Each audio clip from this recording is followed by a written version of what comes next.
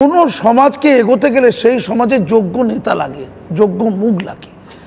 আপনি যদি কেরালার দিকে তাকান দেখবেন সেই সমাজের মুসলমান সমাজের মুখ কিছু শিক্ষিত লোক আছে, এগিয়ে থাকা লোক আছে। আপনি গুজরাটের দিকে তাকান, আপনি রাজস্থানের দিকে তাকান, আপনি এমনকি উত্তরপ্রদেশের দিকে তাকান। পশ্চিমবঙ্গে মুসলমান সমাজের মুখ একদিকে, গুন্ডা মস্তান মাফিয়া।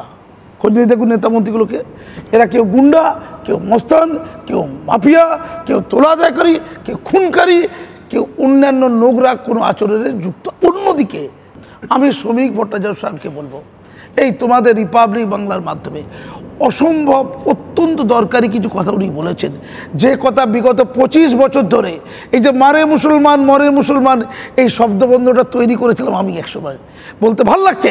কিন্তু যে কথা বলেছে যে বোমা নয় হাতে বই থাকবে, বলেছে না, বলেছে তরবারি নয় হাতে পেন থাকবে। এই পেন বোমা তরবারি আনার জন্য যেটা লাগে তার জন্যই তো লড়াই ছিল একসময়, আমাদের রক্তাক্ত হয়েছিলাম, পাশে দাঁড়ায়নি কেউ, পাশে কেউ দাঁড়ায়নি। আমার প্রশ্ন হচ্ছে এম্পাওয়ারমেন্ট, মর্যাদা।